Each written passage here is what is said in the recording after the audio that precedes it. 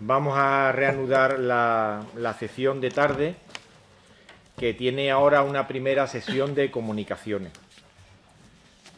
Hay 4 comunicaciones, porque la última chica que iba a presentar una se ha excusado a última hora porque no podía venir. Entonces tenemos 4 comunicaciones y vamos a irla exponiendo en el orden en el que están expuestas en el programa que tienen ustedes. Las comunicaciones no se van a leer, se va a hacer un resumen de cada una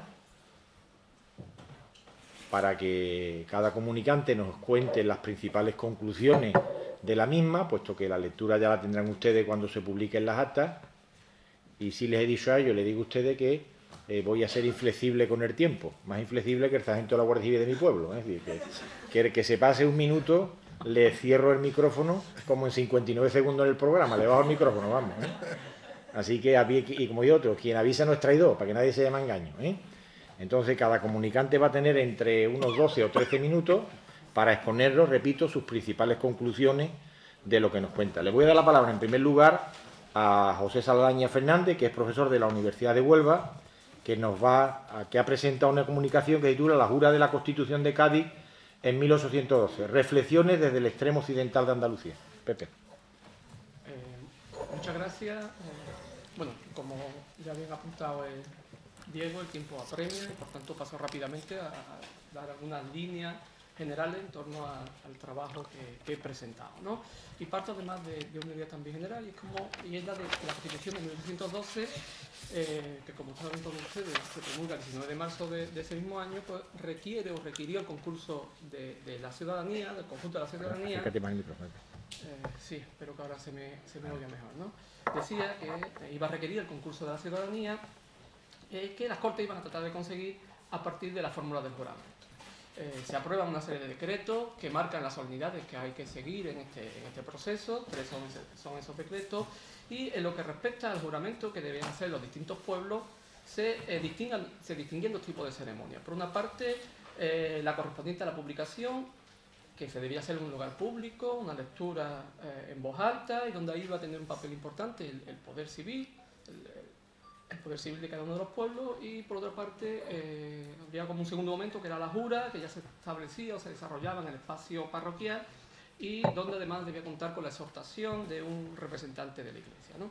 Sin embargo, más allá de estas circunstancias que comento, el acto del juramento está siendo objeto de atención en los últimos tiempos de distintas perspectivas, ¿no? No existe, de hecho, un discurso cerrado, consensuado, en torno al sentido, a su naturaleza, al valor, al alcance, dentro de ese contexto rupturista en el que se genera, ¿no? Y esos desencuentros pues, están dando lugar a ciertos dinamismos en cuanto a ese interesante debate que está suscitando distintos campos historiográficos en torno, ya digo, a este fenómeno. No obstante, muchas de estas consideraciones y propuestas de interpretación que se están planteando en los últimos tiempos se centran en aspectos como el valor jurídico del acto, el significado que se le concede desde las Cortes, en esta línea, ¿no? Es decir, abundan aquellas interpretaciones que se hacen, ¿no?, de la perspectiva de los emisores, ¿no?, de los constructores, los que construyen el texto. Sin embargo, no debemos olvidar, y esta es la propuesta que yo traía hoy, la perspectiva de los receptores, ¿no? Los receptores del juramento, aquellos sujetos que de una u otra forma debían participar en el acto, en ese mismo acto del juramento. Y desde esta perspectiva me planteaba una serie de interrogantes. ¿Qué representa para los diferentes actores el acto del juramento realmente? ¿Tendría uno o múltiples significados? En caso de apostar por esa multiplicidad de significados, habría que preguntarse también si estarían esas distintas significaciones vinculadas exclusivamente a la división corporativa o jurisdiccional que se planteaba ya desde las mismas Cortes en cuanto al acto en sí mismo, o habría también que considerar otros aspectos de carácter espacial o cronológico, ¿no? En definitiva, en qué medida el acto del juramento, dotado de unos rasgos ceremoniales uniformes establecidos normativamente, fue vivido de distintas maneras, e incluso si tomó rasgos formales diferentes o exclusivos en función de las características del cuerpo social que lo desarrollaba. ¿Qué papel tendría en este sentido la historia más inmediata, es decir, el hecho de haber estado la comunidad local ocupada o no de manera permanente por parte de las tropas francesas, ¿no? En la conformación de un ceremonial particular. Podrían, otra de las preguntas que me suscitaba, ¿no? Podrían deslindarse las distintas consideraciones que se pondrían en juego respecto al acto central de vinculación a la comunidad con el nuevo proyecto político-jurídico gaditano. ¿Podría deslindarse, digo, este acto central del marco bélico de fondo? Bueno, son, como decía, algunas interrogantes de los muchos que se pueden plantear y cuyo tratamiento, indudablemente, eso tampoco a nadie se nos escapa, pues sobrepasa, ¿no?, el tiempo y el espacio de una comunicación como esta. Lo que sí quiero plantear son algunas tentativas, al menos, de explicación, simples hipótesis, ¿no?, que en cierta manera para marcar o que pueden llegar a marcar el camino a seguir, en mi caso, en futuros trabajos, ¿no? Y luego, a partir de los testimonios que desde los distintos pueblos se enviaron a la regencia en torno a certificando el ceremonial que se desarrolló en base a este acto de la publicación y del juramento de la Constitución del 12, ¿no? Hay que descender, y así lo entiendo, a espacios concretos, a casos concretos. Y las comunidades más occidentales de Andalucía, es decir, lo que hoy conformaría la actual provincia de Huelva, constituye un buen laboratorio donde llevar a cabo este tipo de análisis, entre otras cuestiones, por la misma realidad en la que quedó conformada esta provincia, digo, durante los años 1810 a 1812. Por un lado, nos vamos a encontrar como parte de este territorio iba a estar ocupado, controlado permanentemente por los franceses, y iban a constituir incluso nuevos poderes locales en base a la novedosa normativa que se emitía desde Sevilla, mientras que van a existir también otras zonas que van a quedar al margen de este control y iban a mantener, por tanto, formas distintas en cuanto a la gestión del poder local. Esta compleja realidad, por tanto, nos pueden, así lo entiendo, puede establecer, ya digo, puede ser interesante de cara a reflexionar no solamente en torno a la formulación efectiva que se iba a acarrear o que iba a acarrear este mismo ceremonial, sino también sobre el significado que le concedieron en función a la realidad histórica más inmediata, ¿no? Son tres cuestiones sobre las que he centrado finalmente el análisis y que también lo entiendo de manera, digamos que lo trabajo de manera interrelacionada, ¿no? La cronología, la geografía y el ritual festivo que se despliega entonces, ¿no? También tengo que hacer en este sentido otra puntualización, la necesidad de selección, ¿no? Indudablemente no he podido trabajar con todos los pueblos de la provincia.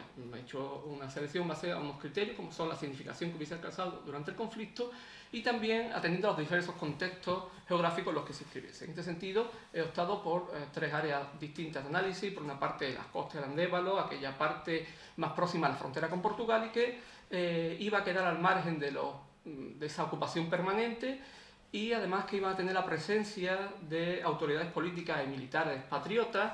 Otra zona podría ser la de la Sierra, con poblaciones como la de Alcena o la de la Sierra, digamos que se presenta o se plantea como un escenario de enfrentamiento entre tropas patriotas y francesas, y lo que se deriva finalmente de lo que se iba a derivar es la presencia de franceses en estos puntos, aunque digamos con un poder efectivo menor que lo que ocurrió en la zona del condado, donde ahí nos vamos a encontrar con poblaciones como la de Niebla, La Palma, Bonario, Almonte, donde sí que van a estar controlados y ocupados durante aquellos años y que iban a aplicar además la normativa político-institucional que se emanaba por los poderes josefinos, ¿no?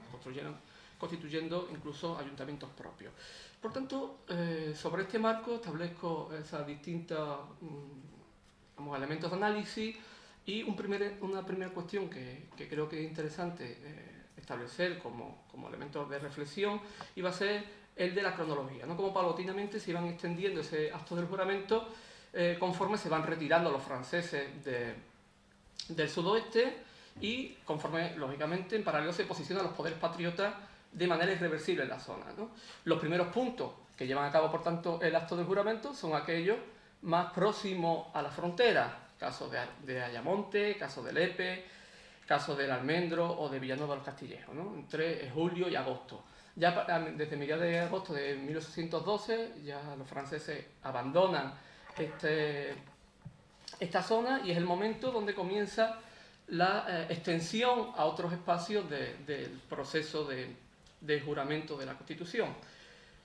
Y es el momento que afecta a otras áreas como van a ser la de, digamos, otros puntos como la de Aracena o la de la Sierra, y sobre todo ya en el mes de octubre a los del condado, ¿no? Desde Almonte hasta La Palma, Bonares o Niebla, que comenzarían desde el principio de octubre y acabarían en este caso hasta el 18 de octubre. En los casos reseñados existe una clara correspondencia entre la fecha de celebración del juramento y la situación de dependencia respecto a los poderes franceses situados en Sevilla. Cuanto más sólida fuera esta última, más tardía iba a ser, se iba a ejecutar, ¿no?, más tardíamente la publicación y el juramento de la Constitución. Incluso en aquellos pueblos que lo hicieron un mes después, aquellos que lo hicieron en el mes de octubre, el juramento iba a venir precedido por la formación de un nuevo ayuntamiento. Ahí llegaba el compromisario, el comisario encargado de llevar a cabo el acto del juramento, destituía a las autoridades que habían sido formadas en base a la normativa y en torno a, ya digo, a toda la normativa y a los poderes que estaban establecidos en Sevilla, estaban funcionando desde Sevilla hasta este momento, y constituía un nuevo ayuntamiento, ¿no? Este hecho también nos está dando otra serie de pistas respecto al sentido y la interpretación que muchos de estos pueblos conceden, particularmente estos del condado, al acto del juramento, ¿no? Y entiendo además que el juramento resultó ser, para muchos de estos enclaves, como decía, que estaban ocupados por los franceses, el acto fundacional de una nueva época, ¿no? Pero claro, entendiendo por tal nueva época, ¿no?, aquella en la que se actuaría al margen de los poderes franceses y se pondría en funcionamiento un modelo más acorde con los postulados patriotas, ¿no?, que no tenían por qué coincidir con el significado que daban desde Cádiz, o que se había considerado desde Cádiz como un periodo de apertura en todos los ámbitos de la sociedad. No resulta baladí en este sentido el hecho de que solo en algunos documentos correspondientes a municipios que fueron ocupados por los franceses sí se expresa la libertad de la nueva etapa, ¿no? Por ejemplo, en Higuera de la Sierra, donde se dice, y cito literalmente, en expresión de regocijo que manifiesta este al pueblo a la libertad que con los auxilios del cielo le han proporcionado los grandes jefes que gobiernan la nación. En La Palma, que se apunta que gran número de hallados se hallaban reunidos en el Santo Templo por ver ya instaurada la libertad tan deseada y que tanto había oprimido al gobierno intruso. El de Niebla, que mostraba la alegría y el contento por verse libres de una tiranía y gobernados por unas leyes tan sabias como cristianas. En definitiva, muchas muestras del regocijo que manifestaban los pueblos tener por la jura de la Constitución no se entenderían plenamente sin considerar la vinculación que entonces hicieron entre dicho acto y el viraje en cuanto a la geografía de la ocupación. La realidad de la guerra no hacía posible, en todos los casos, que el juramento constitucional se dotase de un significado propio. Su lectura estuvo condicionada finalmente por el marco bélico. Tampoco carece de sentido que desde este punto de vista las diferencias que se detectan en cuanto al ceremonial, los símbolos empleados, la fórmula festiva adoptada en los diferentes actos de la publicación de la jura, ¿no? Ya el decreto del 18 de marzo de 1812 había establecido una serie de solemnidades a cumplir, pero realmente en aquel marco donde se introducen más novedades de ese esquema básico, iba a ser en aquellos puntos que entre 1810 y 1812 se estuvieron dentro del marco político-institucional trazado por los ocupantes. Las fórmulas que más se ajustaban a ese esquema marcado por la normativa iban a ser, pues bueno, en Ayamonte, en Villanueva de los Castillejos, en La Cristina, es decir, la zona que nunca fue ocupada permanentemente, mientras que, y ya quiero ir concluyendo, no sé cómo voy de tiempo, dos ideas o una idea, una y media. Una y media. Claro, decía, retomo la idea, que en aquellos puntos donde se mantiene el más fiel a lo que marcaba la normativa, había sido en los que estaban más alejados, los que estuvieron más próximos a la frontera y por tanto no fueron ocupados permanentemente, mientras que los casos donde más significativos, donde se dieron unas actuaciones más interesantes, fueron precisamente en ejemplos como en Higuera, Niebla o Bonares, ¿no? que ese ceremonial iba a alcanzar unos rasgos bastante particulares, con añadidos festivos muy interesantes.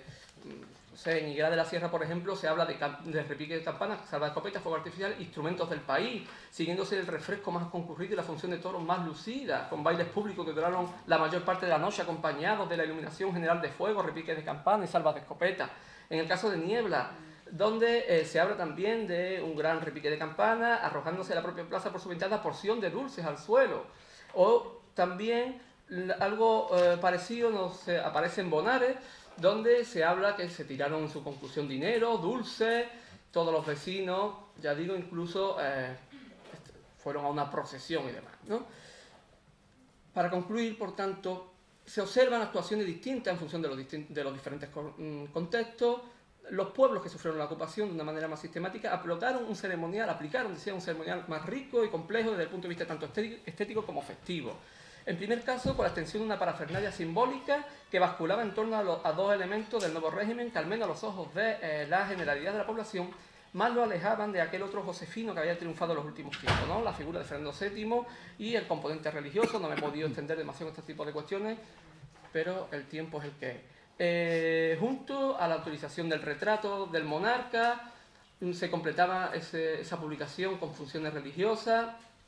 En definitiva, el ceremonial ejecutado en estos pueblos resultó más rico e intenso, posiblemente por la necesidad que estos tenían de manifestar sin ambaje su clara vinculación con el régimen traído por los ahora vencedores, ¿no? Lo que en aquellos pueblos que de manera más o menos constante se mantuvieron dentro de la órbita de los poderes patriotas, resultó ser una manifestación en torno al texto promulgado en Cádiz. En otros fue algo más realmente, ¿no? Un momento de exhibir públicamente ante los nuevos poderes su alegría no solo por la promulgación de la Constitución, sino por la vuelta al régimen patriota en su conjunto. De ahí, como decía, su particular insistencia sobre su referente más identificable, la figura de Fernando VII y la religión católica. Con esto concluyo. Muchas gracias. Gracias a ti.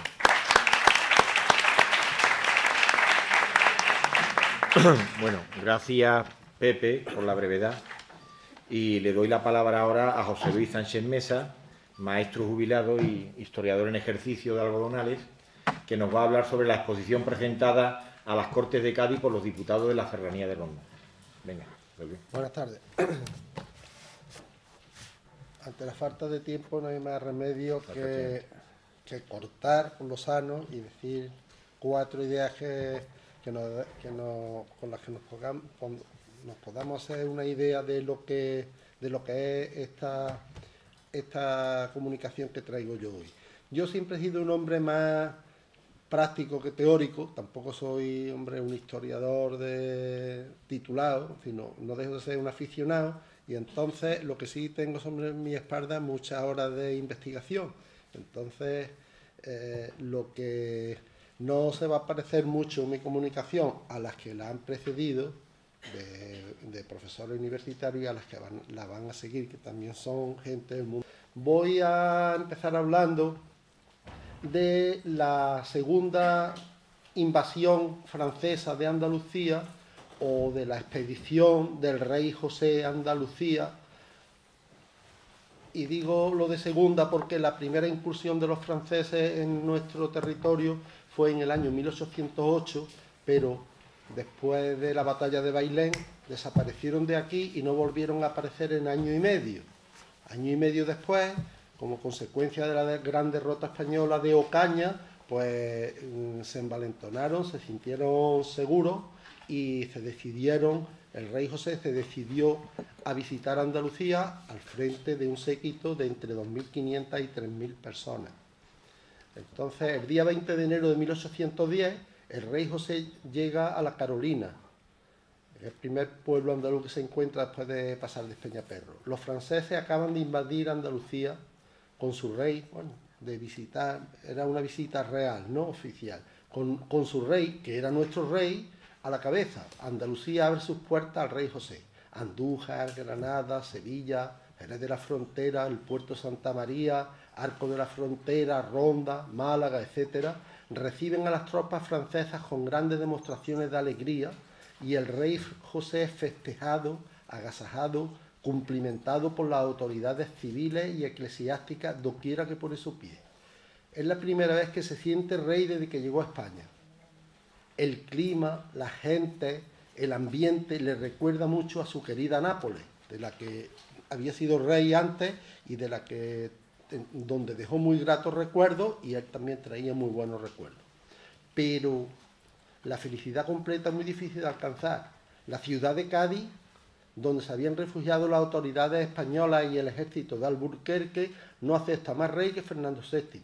Se fortifica e impide el paso de las tropas francesas. Comienza un largo asedio de casi 2 años y medio, y las tropas francesas nunca conseguirán vencer su resistencia ni entrar en Cádiz. El 26 de febrero de ese año 1810, el rey sale de Jerez hacia Ronda con su séquito. Esa noche duermen en Arcos de la Frontera, a 5 leguas de Jerez. El día 27 salen de Arcos para acabar etapa en el Bosque, donde pasan la noche.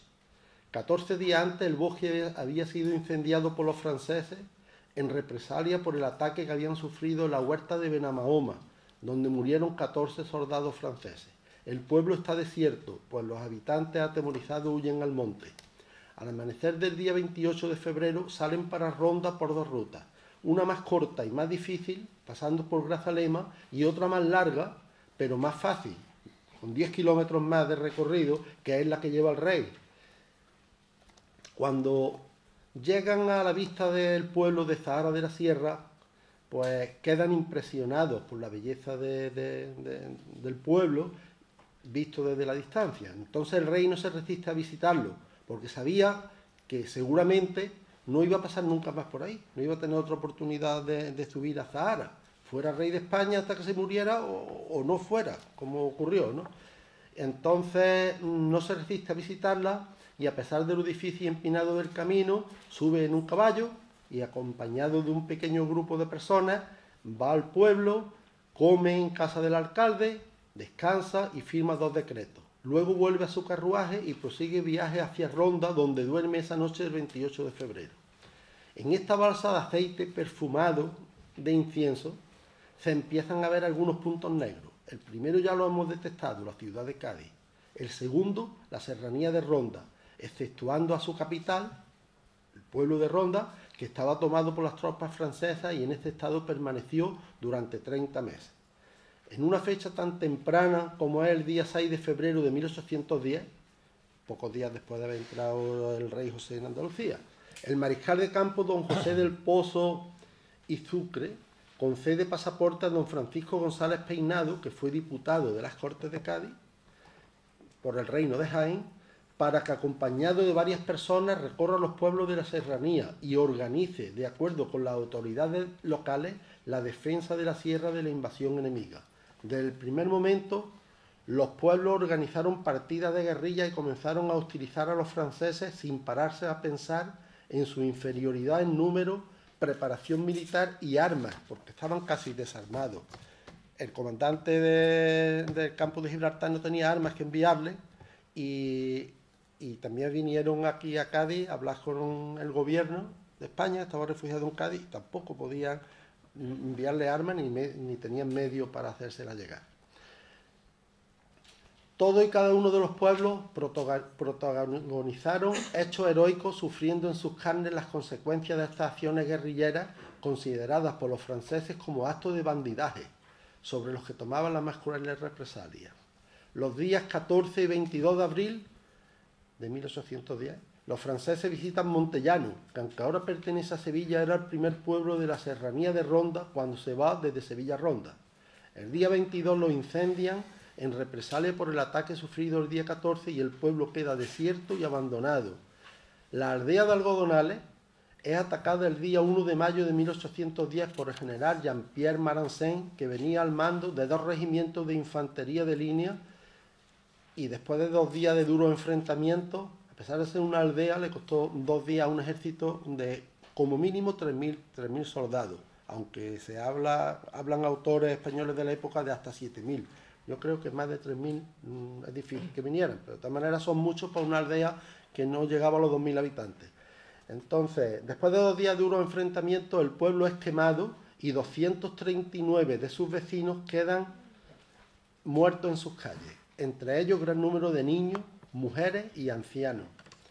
Ubrique, Grazalema, Villaluenga, Prado del Rey, Olvera, Setenil, El Bosque, Jimena, por citar algunos pueblos de nuestra provincia, Benaoján, Montejaque, Gaucín, Atajate, Corte de la Frontera, Jimena de Oliva, Benadalid y Gualeja, comprendidos actualmente en la zona malagueña, sufren acoso constante y conocen el fuego en sus casas, la muerte en sus habitantes y el saqueo de sus escasas riquezas y cosechas. La Junta La Sierra organizó una junta de gobierno que desde principios de 1810 hasta finales de agosto de 1812 se encargó de gobernar este pequeño rincón de territorio que nunca aceptó la soberanía francesa. Las Cortes de Cádiz ordenan la disolución de esta junta pocos días después de la evacuación francesa de Andalucía, y esta orden creó mucho malestar entre los pueblos serranos que tanto habían luchado por la liberación de su territorio. El día 14 de diciembre de 1812, los diputados de la Serranía de Ronda, Francisco Garcés y Barea y Juan de Salas, firmantes los dos de la Constitución de Cádiz, exponen en las Cortes de Cádiz su desacuerdo con la orden de disolución de la Junta. No aceptan la forma de hacerlo. Se da la orden de disolución sin dar un tiempo previo para la entrega de papeles, cuentas y demás formalidades indispensables. Exponen que los pueblos ven con asombro esta providencia porque se produce en un momento en que ocurren sucesos escandalosos entre la Junta de la Serranía y el Ayuntamiento Constitucional de Ronda. Los serranos esperaban un escarmiento para los habitantes de Ronda que habían colaborado con las autoridades militares francesas durante los años de ocupación. No estaban de acuerdo con la impunidad que tenían estos vecinos. La Junta, después de la evacuación de Andalucía, denunció ante el juez de primera instancia de Ronda a los afrancesados. Esta denuncia preocupó mucho a los afectados y también al juez. ¿Por qué? Pues porque le obligaba a perseguir a su mismo patrón, cuyo pan había comido con agrado y del que había recibido muchos obsequios. Esto no son palabras mías, son palabras de los dos diputados aquí en Cádiz el día 14 de diciembre del año 12. Este juez tenía la desgracia de haberse alojado en la casa del afrancesado más importante de la ciudad. Realizan dos proposiciones en nombre de los 26 pueblos de la Serranía. Primera, que la Junta de la Serranía de Ronda continúe en su ejercicio hasta dar sus cuentas o hasta la instalación de la Diputación de Provincia. Segunda, que se nombre una comisión especial del Congreso para que estudie todos los expedientes y elabore un informe. A continuación se leyó la representación de la Junta. Señor, por Real Orden de 27 de julio de 1810, mandó el Consejo de Regencia que se estableciese una Junta de Gobierno, Armamento y Defensa en la Serranía. Los pueblos celebraron una Junta General, nombraron los vocales que la han formado y los pueblos puestos a su cuidado redoblaron su heroica defensa y ratificaron su voto de morir antes que aceptar una dominación extranjera. La Sierra, aunque estaba devastada por todo género de males, ha contribuido a los inmensos gastos de su defensa por sus naturales, a la subsistencia de las tropas, partidas y divisiones que en ellas se han acantonado. Ha atendido al acopio de fondos y todo lo ha realizado sin honorario ni recompensa alguna para sus vocales. Por último, la Junta suplica a vuestra Majestad se digne tener por gratos tan distinguidos servicios y admitir bajo su protección unos pueblos que más han peleado por su independencia con tan feliz suceso. Lo firman en el Corte de la Frontera a 27 de noviembre de 1812 y siguen las firmas de los vocales de la Junta.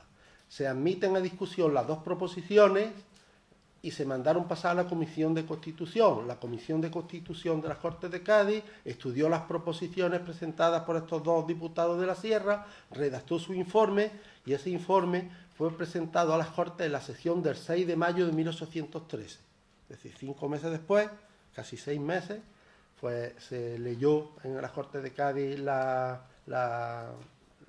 resolución. Dicho dictamen se resume en lo siguiente. Primero, que la regencia no ha desairado ni ofendido a la Junta de Ronda. Segundo, que los enemigos han abandonado a estos países y no es probable que los vuelvan a ocupar y por lo tanto no hace falta esta institución. Y tercero, que para dar cuenta de su gestión no es necesario que los individuos se hayan reunido en corporación. Luego le dan las gracias por los servicios prestados y reconocen que ha realizado una labor muy meritoria. Pero los despachan y le dicen que se vayan a sus casas y que se terminó lo que se daba, que ahora ya gobierna la regencia, que antes también gobernaba, pero su orden no podían salir del recinto de Cádiz, pero ahora una vez que los franceses habían abandonado Andalucía, por lo menos en toda Andalucía ya eran ellos los que gobernaban, que las juntas quedaban disueltas. Pues bien, nos equivocamos si enjuiciamos los hechos históricos desde el presente, cuando lo hacemos con la mentalidad de personas del siglo XXI. Si juzgamos lo que hicieron nuestros antepasados con mirada retrospectiva, por el espejo retrovisor de la historia, si hacemos eso, jugamos con ventaja porque miramos los acontecimientos a toro pasado, sabiendo lo que ocurrió después, sabiendo quién ganó el partido antes de que se jugara. Las personas que vivían los sucesos históricos in situ no tenían los elementos de juicio que nosotros tenemos ahora, elementos que nosotros usamos para hacer una especie de revisionismo histórico 200 años después, elaborando pocas juiciosas teorías sobre lo que habría pasado si el rey José se hubiera consolidado en el trono, etcétera, etcétera. Los españoles de 1810 no podían saber, a no ser que hubieran tenido una bola de cristal, la clase de persona que era, ni la clase de rey que iba a ser Fernando VII. Para nosotros es muy fácil coger un libro de historia y decidir que si nosotros hubiéramos vivido en aquel tiempo, hubiésemos sido afrancesados, por ejemplo, porque sabemos cómo gobernó Fernando VII. También sabemos ahora cómo fue su estancia en Bayona, pero para los españoles de aquel tiempo representaba el poder legítimo, el rey legítimo que estaba secuestrado en Francia. Y José era el rey intruso nombrado por Napoleón e impuesto de facto a los españoles. Esperaban con ansia la liberación y la vuelta de Fernando, era el deseado. Tenían puestas todas sus esperanzas de futuro, todas sus ilusiones en un príncipe joven que había sido capaz de enseñarle los dientes al odiado Godoy e incluso a su mismo padre Carlos. Era un príncipe rebelde del que la mayoría esperaban que fuese capaz de cambiar España. Por él luchaban, por él daban su vida, perdían sus haciendas, ponían en peligro a su familia. A pesar de eso, tontos no eran, aunque ahora muchos crean que lo eran, aunque ahora muchos piensen que cómo podía estar tan ciego. Claro, 200 años después y habiendo visto lo que pasó, nos parece imposible que estuvieran tan cegados. ¿Falta mucho? Ya. Entonces lo dejo. No, tampoco se trata que termine así. Hombre, puedo decir, ya, decir adiós. No me gusta. Bueno, nada, bueno, vamos a publicar ya lo... Eso. Bueno, lo único que voy a decir ya como una línea es que España es muy grande. En ella había grandes ciudades y zonas densamente pobladas.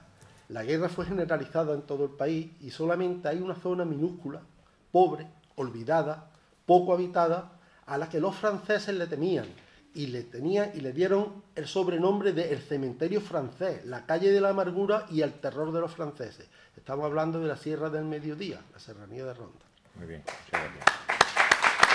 Muy bien, ¿Puedo pasar aquí? No, está bien. Bueno, tenéis que retirar. Se van a retirar los dos ponentes.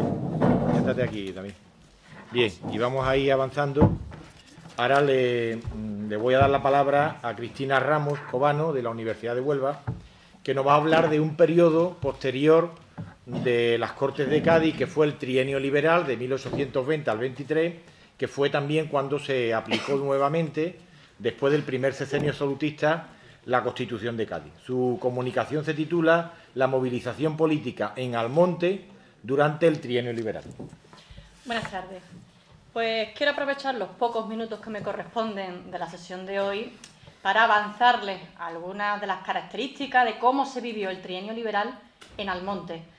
Almonte, no sé si les sonará, era por aquel entonces una pequeña villa situada en el condado de Huelva, que era famosa porque se dedicaba a exportar aceite, pero también porque ya por aquel entonces empezaban a ser muy conocidos por la devoción que profesaban a la Virgen del Rocío.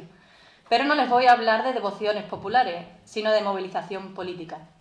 Movilización que durante el trienio liberal se caracterizó en Almonte precisamente por la apatía, por la indiferencia, pero también por la desconfianza.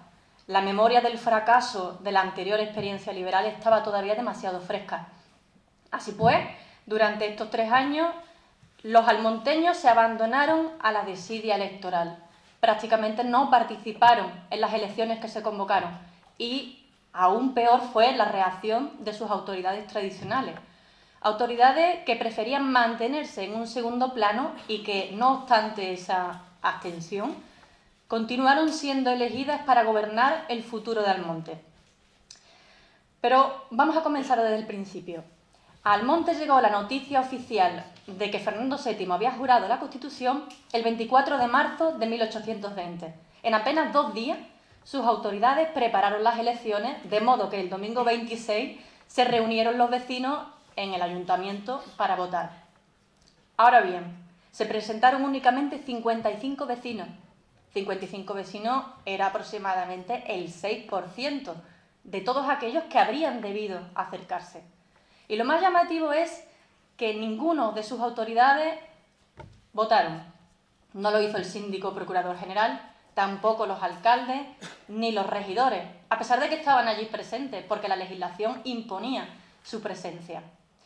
Pues bien, curiosamente, el resultado de estas elecciones, que en realidad no era para elegir directamente el ayuntamiento, sino a la Junta Electoral que habría de elegir el nuevo ayuntamiento. Pues bien, los resultados fueron bastante conservadores. Conservadores porque fueron elegidos personas que formaban parte de lo que era la nata, o la nata de la oligarquía almonteña. Eran personas que habían formado parte del ayuntamiento en ocasiones anteriores y eran también miembros de la propia Iglesia. Pero quizá la característica más relevante es el hecho de la indefinición ideológica. Aquellos a quienes votaron los almonteños no se caracterizaban por ser liberales o absolutistas, sino todo lo contrario. Había una mezcla de todos ellos. Había personas que habían participado en ayuntamientos liberales en la primera experiencia liberal, pero también había habido alcaldes ordinarios de ayuntamientos absolutistas. Y la presencia de eclesiásticos, ¿cómo se podría interpretar? Bueno, básicamente cabe pensar que los almonteños se dejaban guiar más por un criterio de prestigio. No les preocupaba tanto la ideología de aquellas personas a las que votaban, sino su presencia política en la villa, o sea, su presencia, su fama, su reconocimiento y además la experiencia que habían demostrado gobernando la villa, fuera como liberales o fuera como absolutistas. Aparentemente todo había sucedido con calma, con homogeneidad, no había habido desórdenes. Sin embargo, cuando una semana más tarde se reunió la Junta para elegir definitivamente al ayuntamiento, más de un centenar de vecinos se levantó, fue a las casas de Francisco Gómez Almansa y le pidió que los capitanease hacia donde estaba reunida la Junta para negar la autoridad de dicha Junta. Y cito literalmente, lo que pretendían era que hubiesen de elegir precisamente un alcalde del gusto y aprobación de todos ellos, porque en la elección no se les leyó la Constitución, por lo que lo reclamaban nula, y querían que esto pasase, el citado don Francisco, acompañado de ellos para reproducirlo ante la Junta. Ante semejante movilización del pueblo, y estamos hablando que apenas una semana antes ni siquiera 55 o ni siquiera 60 vecinos habían acudido a votar, y ahora más de un centenar se levantaba en contra del resultado de aquella elección. Evidentemente, los miembros de la Junta no tuvieron más remedio que enviar noticia del caso a la autoridad superior para ver qué debían hacer. Y 10 días más tarde se le ordenó que repitieran la elección por los notorios vicios de nulidad. Vicios como, por ejemplo, el hecho de que habían retrasado la jura de la Constitución hasta que el nuevo ayuntamiento estuviera formado. Además, eso significa que el ayuntamiento absolutista era el que seguía en vigor durante aquel tiempo. Pero ello no era lo más importante, porque en otras poblaciones del condado también había sucedido así, como por ejemplo en Villalba del Alcor, y eso no había motivado ni levantamientos de la población, ni por supuesto el forzar esa repetición de elecciones. El caso es que en Almonte se había permitido que los deudores a los fondos públicos votasen y fuesen elegibles, y eso ya sí que contravenía abiertamente los criterios de la legislación. Así pues, 2 semanas más tarde se repitieron las elecciones, pero si en aquella ocasión había habido 55 votantes, en esta ocasión eran 31. Y además 31 que fueron diferentes de los que habían votado 2 semanas atrás. Esto lo sabemos porque en las actas electorales que sentaban, el secretario tenía que recoger nombre y apellido de quien andaba a depositar sus votos. Pues bien, habría cabido pensar que, teniendo en cuenta la movilización habida en la casa de Gómez Almansa, que ahora habría habido una participación muy superior y que, por supuesto, habrían votado también aquellos que habían votado anteriormente. Sin embargo, no fue así. Al haber personas totalmente diferentes, los resultados también lo fueron. De hecho, la Junta que salió de esta segunda elección, de esta segunda jornada electoral, era totalmente diferente a la que se había votado apenas 2 semanas atrás.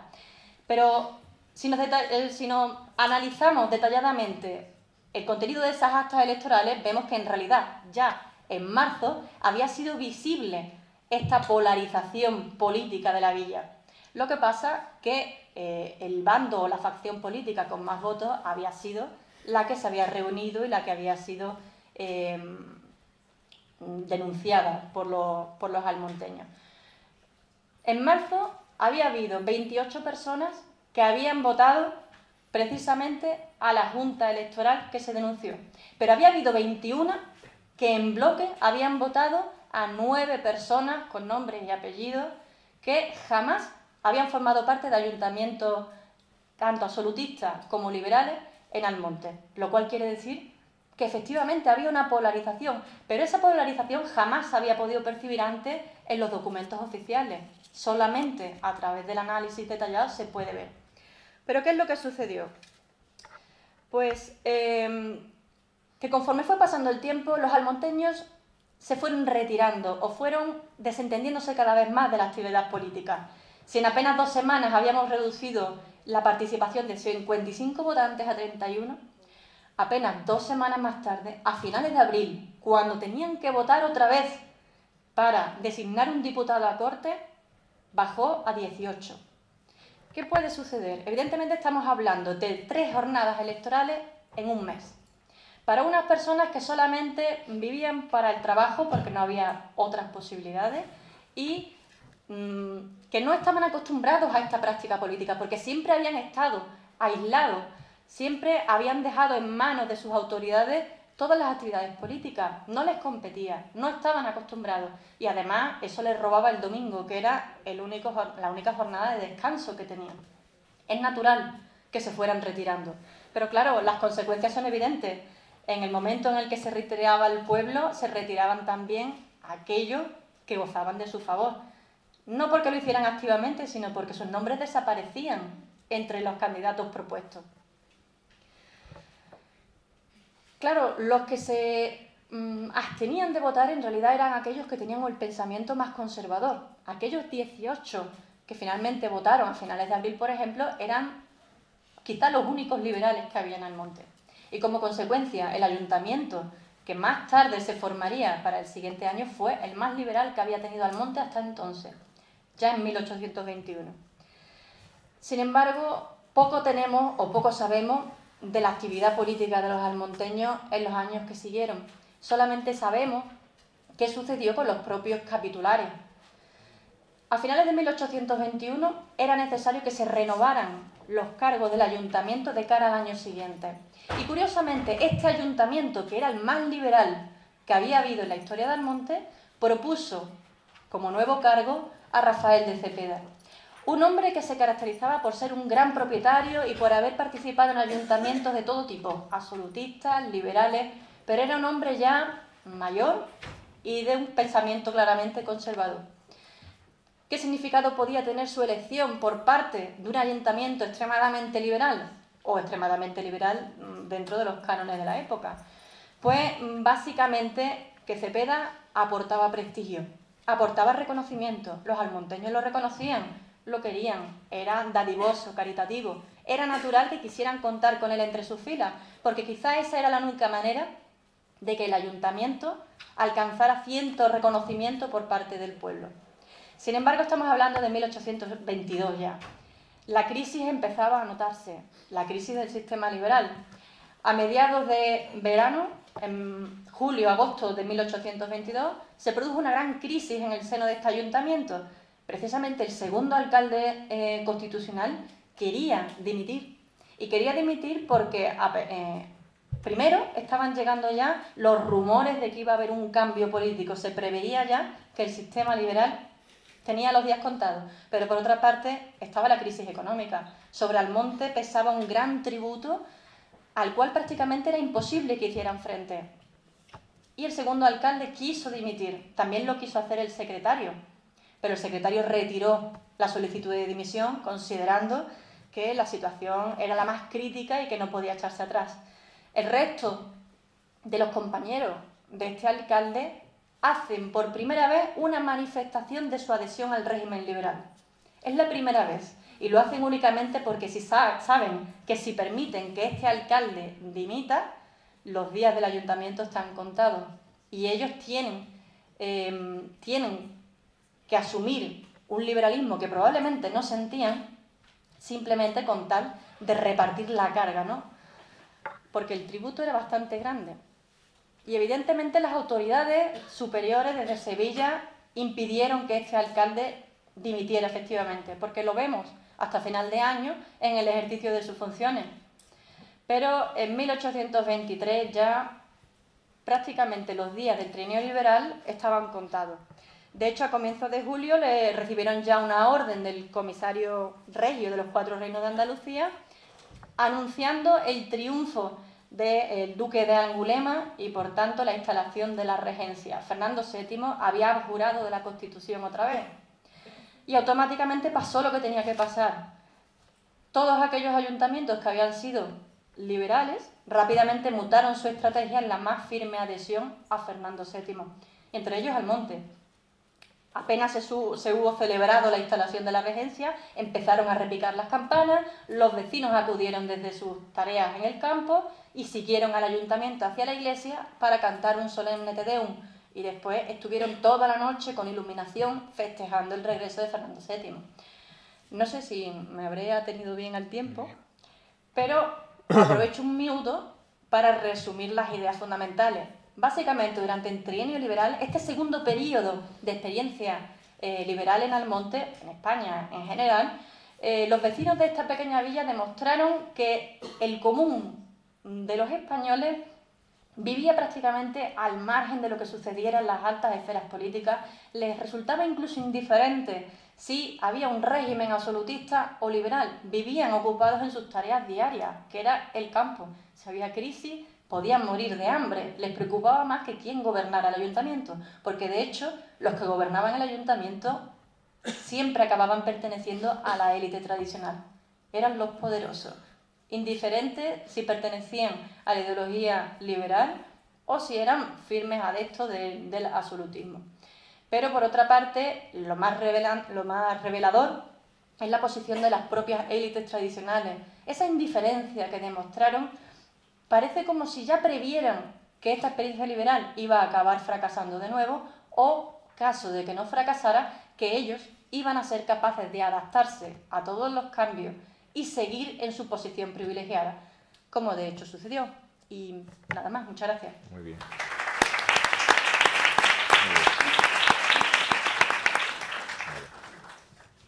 Muy bien, muchas gracias a Cristina por su estricto ajuste al tiempo que tenía, y le voy a dar la palabra para la última comunicación a Jesús Moreno, que está aquí a mi derecha, y a David Pesi, que nos va a hablar no de las Cortes de Cádiz, sino de su conmemoración un siglo después, es decir, en 1912.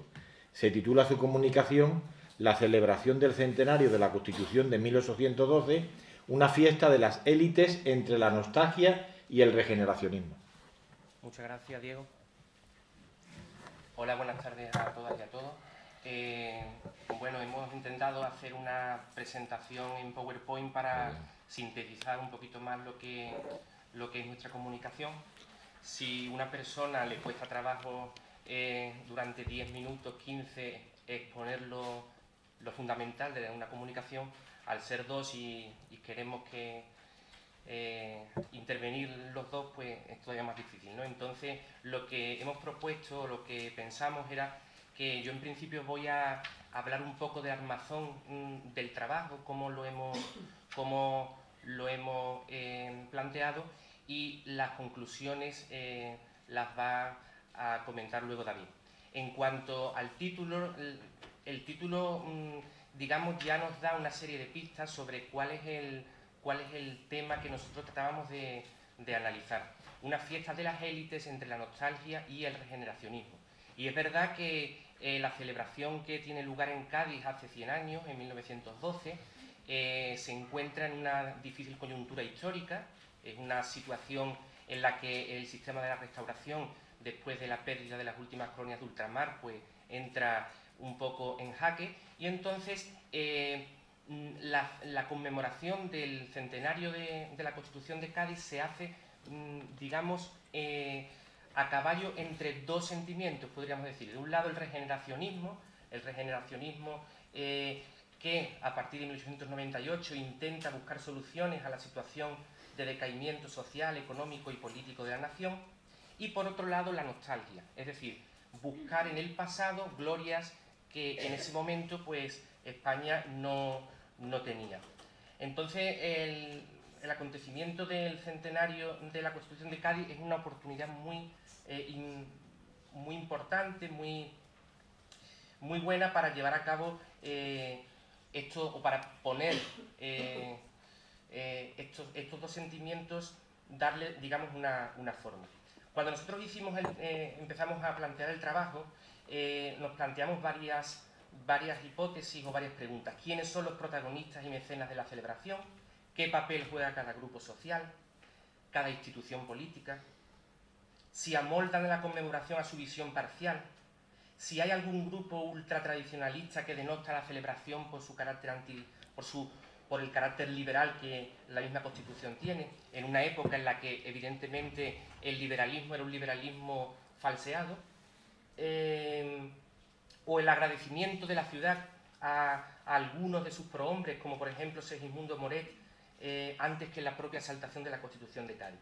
En definitiva, nos tratábamos de mirar también, es un divorcio entre la España factuosa y la España trabajadora, sería, digamos, otra de las preguntas que intentábamos analizar. En cuanto a las fuentes, ahí tenéis las fuentes que hemos trabajado. De un lado, el Diario de Cádiz, a lo largo de todo el año 1912, cuál era todas las noticias relativas a la celebración, las actas capitulares del Ayuntamiento de Cádiz durante el año 1912, y también las fuentes bibliográficas, los que se ha escrito hasta ahora.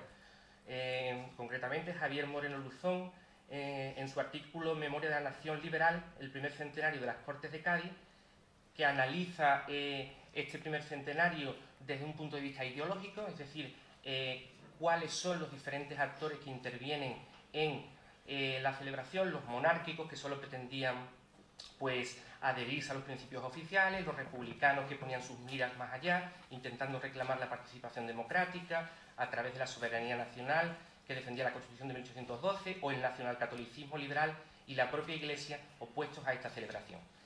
Por otro lado, otra línea de investigación que nosotros también hemos estado viendo es una serie de artículos llevados a cabo por Carmen Mateos Alonso, uno de ellos la conmemoración del sitio, las Cortes y la Constitución de Cádiz, en el que cuenta pues, el entramado de propuestas, comisiones, iniciativas que se forman para la efeméride.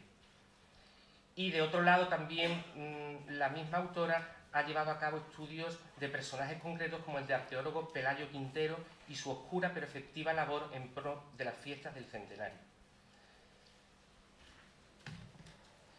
Bueno, un poco, pues ya lo he comentado, es una época difícil, la restauración monárquica, el gobierno liberal de José Canalejas, la alcaldía del Partido Liberal en ese momento, el 1 de enero de 1912, toma el poder en la alcaldía de Cádiz Ramón Rivas Valladares, pero ya desde tiempo atrás Cayetano del Toro es el verdadero iniciador de todas estas celebraciones del centenario de la Constitución. El organigrama de la conmemoración, bueno, pues en principio se establece una Junta Nacional Conmemorativa, y que, digamos, se va a dividir luego una comisión ejecutiva permanente y una junta local del centenario. La comisión ejecutiva permanente se encargará de llevar a cabo las tareas del centenario, que luego aprobará el Consejo de Ministros. En ella se reunirán las fuerzas vivas de la ciudad, alcalde, obispo, gobernador militar, presidente de la Diputación, de la Cámara de Comercio, decanos de los colegios profesionales, presidente del Ateneo y del Círculo Mercantil, diputados y senadores por Cádiz. Y por otro lado, la Junta Local del Centenario, con sede en Cádiz, dependiente del Gobierno Civil, y que tendrá una comisión permanente formada por el alcalde de Cádiz, el presidente de la Diputación Provincial y un expresidente de esta, un exalcalde de la ciudad, y los presidentes de las cámaras de comercio, de la Junta de Obras del Puerto y de la Sociedad Económica de Amigos del País. La conmemoración se hizo en dos fechas diferentes del año 12, en torno al 19 de marzo, en torno a la celebración del centenario, y luego a las llamadas fiestas de octubre. Las del 19 de marzo tienen un marcado carácter más bien local, mientras que las fiestas de octubre se hacen con unas miras más nacionales. Esos serían los dos momentos en los que se va a llevar a cabo la conmemoración. Entonces, una vez establecido este armazón, este contexto del trabajo, nosotros lo que comenzamos a analizar es cuáles son los diferentes grupos sociales que intervinieron en la conmemoración y qué papel desempeñaron en ella. Es decir, cuáles fueron sus silencios o sus afirmaciones con respecto a esta conmemoración. Y entonces ahora mi compañero David va a seguir. Ahí tenéis en la presentación, digamos, un poco los distintos grupos que hemos tratado de analizar: el ejército, las naciones hispanoamericanas, los poderes del Estado, los poderes locales, los políticos y la burguesía gaditana, la Iglesia y las clases populares. David. Hola, buenas tardes. Sobre el ejército, en este caso, ¿se oye bien? Sí. Habría que decir que pasaba por momentos difíciles. Al desastre del 98 hay que unir en este caso las campañas del RIF, que tenía el ejército en España una situación muy complicada. De hecho, las fiestas se emplean en este caso como plataforma que sirva de exaltación a la figura militar. Para ello se convocan a las órdenes de San Fernando, que en su momento fueron laureadas con motivo de la Gran Independencia. Para ello también acuden a las fiestas una escuadra naval que desembarca en la ciudad de tropas regulares de Melilla y Ceuta. También se intenta dar una imagen externa favorable al ejército. Intentan arreglar, en este caso, edificios militares de la ciudad. Y por esas fechas surge una proposición de un concejal de la minoría republicana del ayuntamiento, Sánchez Robledo, para que se indulte a militares republicanos y carlistas, lo cual da a entender un poco que las desavenencias que había en el ejército en aquella época eran bastante importantes. Echando un vistazo un poco al programa del 4 de octubre, hay eventos importantes de naturaleza militar, como la misa de campaña, parada y revista, almuerzos, retreta. Las autoridades militares de la época también se dan cita en sitios que fueron claves en el sitio de Cádiz, como por ejemplo Santipetri, Puente Zuazo, Carraca. Por tanto, el hecho heroico de la resistencia de Cádiz en esos momentos es lo que se pretende exaltar para dar ánimos a la figura del ejército que en esos momentos estaba maltrecha. En cuanto al papel de las naciones hispanoamericanas, decir que se puede considerar a Cádiz como el inicio del intercambio cultural entre España y Hispanoamérica. De hecho, la Academia Hispanoamericana tiene un papel muy importante en la conmemoración. El entusiasmo que hay, por ejemplo, en Hispanoamérica es grande acerca de la fiesta del centenario, así como la numerosa colonia española que en este caso da cita en Cádiz y que es residente en Nuevo Mundo. Se insiste mucho en la figura de querer reconciliar España con Hispanoamérica, obviando un poco el tema del cariz liberal que tenían las Cortes y que de alguna manera ha incitado a la emancipación de las diferentes colonias hispanoamericanas. Por tanto, en octubre tienen lugar importantes acontecimientos, como por ejemplo la organización del Gran Teatro de una velada hispanoamericana, así como una sociedad hispanoamericana que acudirá en junio. Hay que destacar dentro de las ciudades que en este caso de Hispanoamérica tuvieron una gran repercusión en la fiesta, a Buenos Aires y también a las ciudades de México. Por Argentina acudirá el expresidente de la Nación, Figueroa Alcorta, que en esos momentos era embajador extraordinario de las Cortes de Cádiz. De hecho, quiso incluso establecer vínculos de unión con Cádiz a través de una línea de vapores para, de alguna manera, acercar Buenos Aires y Cádiz a la celebración de la fiesta. Lo que se quiere en estos casos es acercar un poco a la vida social lo que en su momento quedó un poco en el discurso del centenario. En cuanto a los poderes del Estado, hay importantes ausencias, como la del rey Alfonso XIII, que no acude a las fiestas. Es algo que es muy reclamado en Cádiz y que es muy criticado en su momento por los diferentes organismos oficiales. De hecho, en marzo y en octubre acuden pocas figuras importantes a nivel ministerial. Es algo que siempre se cuestionó en los diferentes organismos oficiales de Cádiz. De hecho, también en el diario de Cádiz se recoge esta información que viene a expresar un poco el sentido o el sentimiento, en este caso, de todos los gaditanos, que dice: ¿qué puede haber más elevado para un rey español que la glorificación de la nueva Covadonga, que fue Cádiz? El rey se limita simplemente a recibir embajadas extranjeras en Madrid. No se le espera, y también ocurre lo mismo con otras figuras destacadas de la política española, como Canalejas. Capítulo aparte merece el tema del crédito que se concedió a Cádiz para la celebración de la fiesta. Después de muchas diatribas, la comisión del Ayuntamiento de Cádiz acude a Madrid para intentar arreglar el asunto, y finalmente Canalejas accede a liberar ese crédito, que ascenderá a 500.000 pesetas para las fiestas y 1 millón para la construcción de monumentos. Algo que, sin embargo, es motivo de constante recateo. De hecho, Canalejas envía un escrito a Cayetano del Toro en el que dice: los gastos de carruajes, comidas, me preocupan porque han de ser excesivos y hay en las Cortes un ambiente de hostilidad. Por tanto, también había bastantes rencillas políticas en relación con el tema de la conmemoración. En cuanto a los poderes locales, decir que tienen una participación muy activa en las fiestas.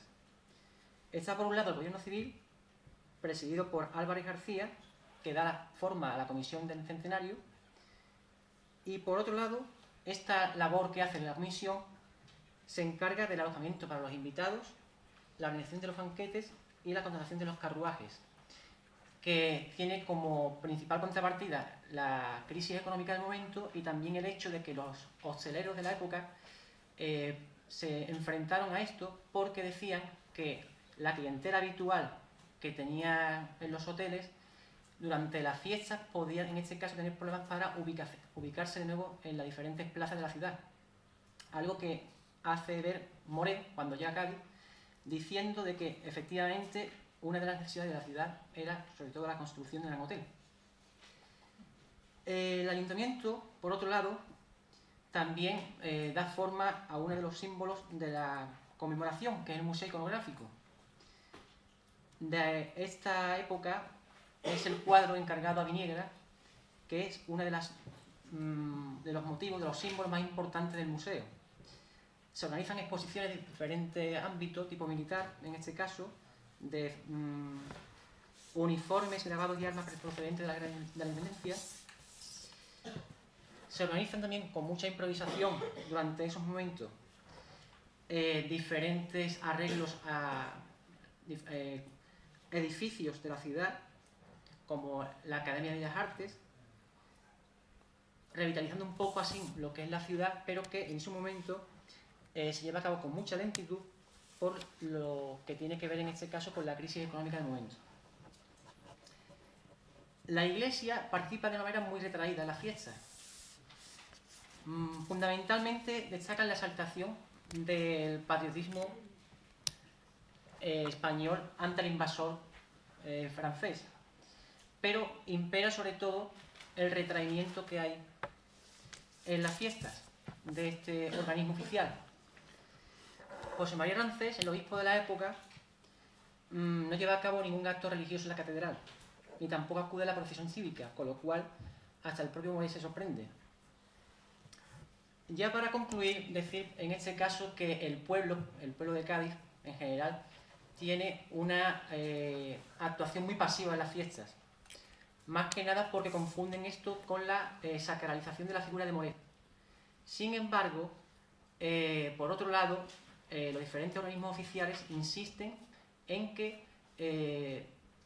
las clases más acomodadas, de alguna manera, embellezcan los edificios y alberguen en sus casas a las principales figuras que acuden a las fiestas.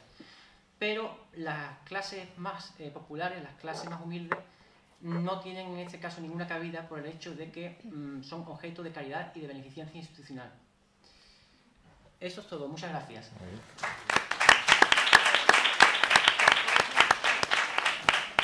Bueno, muchas gracias a Jesús y a David, también por ajustarse al tiempo.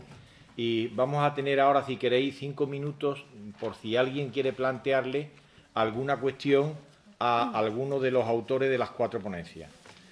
advierto que no vamos a hacer descanso porque la tarde está muy apretada y a continuación, si no hay intervenciones, intervendrá el primer ponente, el doctor Gómez Oliver, y luego ya haremos un descanso más grande porque si no, se nos echa el tiempo en lo alto. Así que paciencia y aprendizaje, ¿eh? Bien, ¿alguna duda sobre las ponencias las comunicaciones que se han presentado? Un momento. Sí, Enrique. Bueno, ¿qué quiere decir que esta exaltación de Moré? Ramón y Cajal lo preferían incluso a la hora de morir. Digamos que en este caso el pueblo llega a confundir un poco la importancia que se le da a una figura que en su momento fue importante para la ciudad con lo que es las Cortes, con la conmemoración de las Cortes. Porque creo que existe una confusión muy grande dentro de lo que hay dentro de la población. No se aclara muy bien dentro de lo que es el organismo oficial, los organismos oficiales, a lo que hay que, en este caso, dar prioridad. Si a las figuras que acuden a las fiestas o bien a lo que se conmemora realmente. Y entonces, pues, no está muy claro realmente por qué ocurre exactamente esto. Es como si hubiese una desinformación de parte de lo que son los organismos y también de los medios de comunicación, que en ese caso eran muy pocas las personas que eran, en este caso, letradas, a lo que es el grueso de la población, que estaba muy poco relacionado con esto. Estaba muy descoordinado todo en ese sentido. Muy bien. ¿Alguna pregunta más a cualquiera de los 4 comunicantes que están aquí presentes? ¿O ha quedado todo muy claro? Ha quedado todo claro, ¿no, Jorge? Bien, bueno, pues si no hay más preguntas, lo que he dicho, les agradezco a los comunicantes su intervención y invito al profesor Gómez Oliver a que me acompañe aquí.